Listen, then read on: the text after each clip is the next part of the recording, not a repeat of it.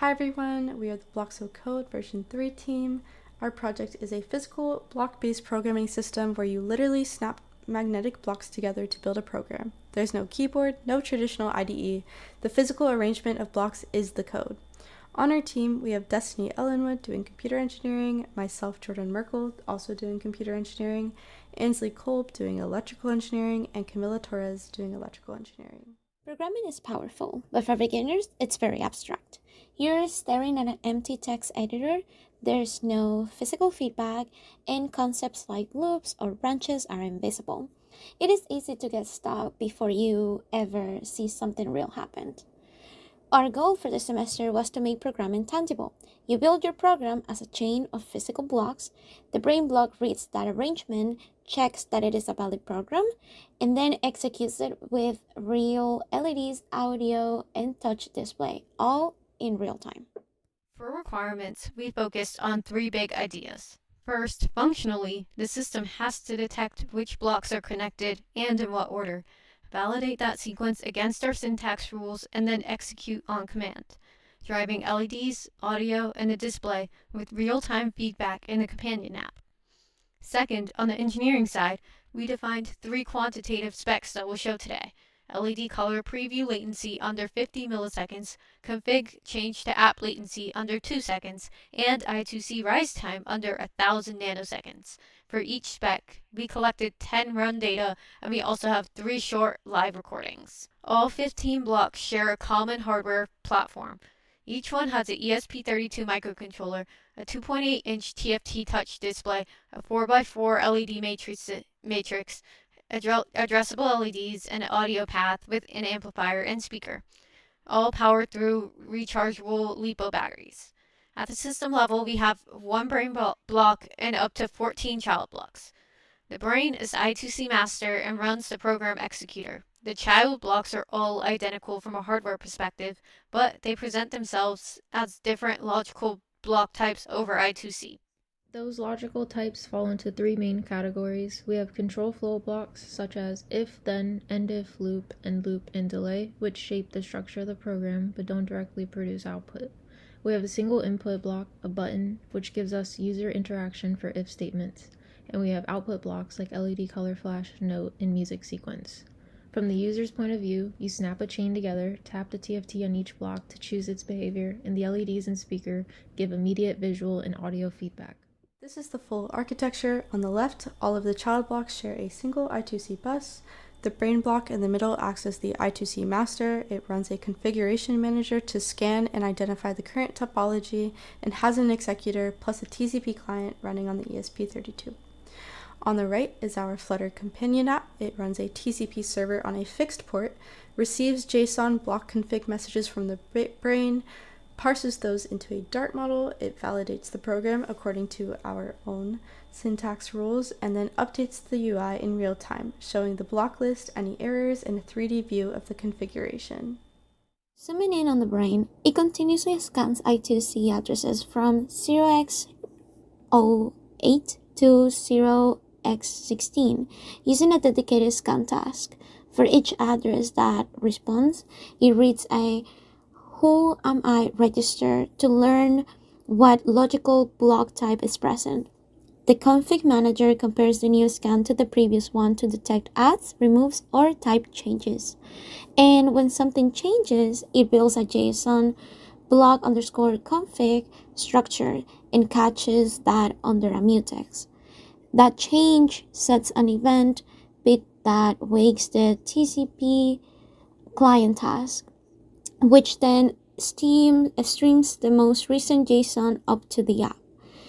From there, the brain can also send commands down to the child block, pen, set LED, execute, reset, and so on. So it fully controls execution over I2C. On the app side, every time we get a new JSON configuration, we run it through our validation engine. We enforce 4 total rules. 1. The brain must exist and be at index 0. 2. If blocks must then be followed by an input block, a then block, some outputs, and an end if block. 3. Loops must start at loop and end at end loop with only output blocks inside. And 4. We warn on interleaved or overlapping structures. You can see some examples on this slide. 1, a valid loop sequence, and then 2, an if without an end if, that is rejected, and a correct if with a button press and a then block. The app surfaces all of that in the UI. So if the physical chain is invalid, we show an error and we don't let you execute. For the live demo, we're focusing on 2 simple scenarios that use the same pipeline, brain plus an LED color flash block and brain plus a music sequence block. In both cases, the brain scans the configuration, the app validates it, and then we execute from the brain's TFT. We'll start by showing the 3D enclosure that will house the blocks, and then we'll walk through those 2 scenarios. This is the enclosure we've designed for our system. As you can see, it's designed to hold both the brain and child blocks securely. We have cutouts for TFT, LEDs, and power. Next, we'll show how the system behaves with 2 concrete programs. First is brain plus an LED color flash block. Here we connect the brain in an LED color flash block. We first configure the LED color flash block by choosing a pattern from the keypad and submitting the one that we want. The brain scans the I2C bus, sends the new configuration to the app, and you can see the app update to show a valid sequence. From there, we tap execute on the brain's TFT, which kicks off a command execute to the LED block. As soon as we execute, the LED block plays the programmed flash pattern on the matrix in addressable LEDs. That's the user's immediate visual feedback that their physical program is running. The second scenario is brain plus a music sequence block. Just like the LED block, we must choose a music sequence to set the block to. Again, we snap the blocks together, the brain detects a new configuration, and the app shows a valid sequence. We start execution from the TFT, and the brain sends an execute command down to the music sequence block. In this case, the output is audio instead of light. You'll hear the program tune play through the speaker. Mechanically and in its software, it's the same pipeline, just a different type of child block.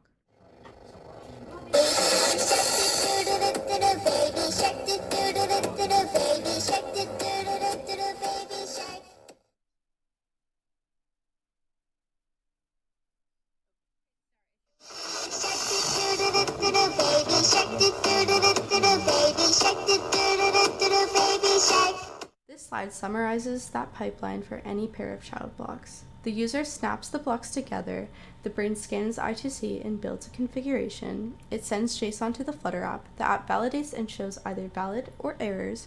Once it's valid, the user taps execute on the brain's TFT and the brain issues command execute to each child block in order while also sending execution status back to the app. Here are the 3 engineering specs we committed to. Spec 1 is LED color select to preview latency. On the LED color flash block, target mean is under 50 milliseconds. Spec 2 is physical config change to app latency. Target mean under 2000 milliseconds. Spec 3 is I2C SCL/SDA rise time at the brain's I2C header. Target under 1000 nanoseconds. For each one, we ran 10 trials to get mean, standard deviation, min, and max. And we also captured 3 short live recordings that we will play next. Spec 1 measures how responsive the LED color flash block feels. The quantity is the time from tapping a new color on the TFT to seeing the LED matrix actually change to that color. We measured this with a logic analyzer by capturing the SPI traffic from the touch event and the WS2812 data line to the matrix. Our target was a mean latency of 50 milliseconds or less. The 10-run data on the slide shows a mean around 13 milliseconds, so we're comfortably inside spec. We'll show 3 short runs so you can see that behavior. Watch the moment we tap the TFT and how quickly the LED matrix updates. That's the latency we're measuring. Again, touch to color change stays in that low teens millisecond range. Across all 3 runs in the 10-run data set, Spec 1 is clearly met.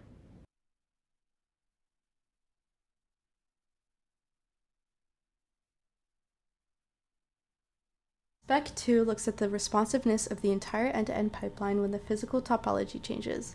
We start a timer when we physically add or remove a block, and we stop it when the app UI shows the new configuration. This includes the I2C scan on the brain, the configuration difference, the JSON serialization, the TCP send, parsing on the Flutter side, and rendering the updated UI. Our target was a mean of 2 seconds or less given the amount of processing needed.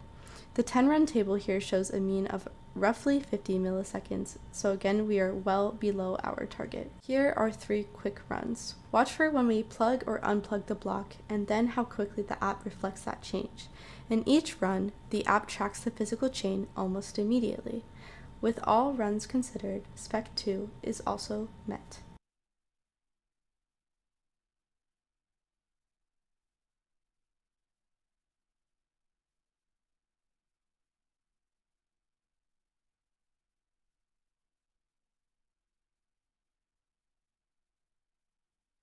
Spec 3 focuses on electrical integrity of the I2C bus with one child block connected. We measured the 30% to 70% rise time on SCL at the brain block I2C header, while the system is scanning. Too slow edges can violate the time and budget, especially as you add more devices and bus capacitance. Our target was a rise time of 1000 nanoseconds or less. The 10-run results here show a mean around 289 nanoseconds, with all measurements under 300 nanoseconds, so our pull-ups and bus loading are in a very safe range. We will show 3 captures from the oscilloscope. On this trace, the scope is automatically measuring the 30% to 70% rise time for SEL.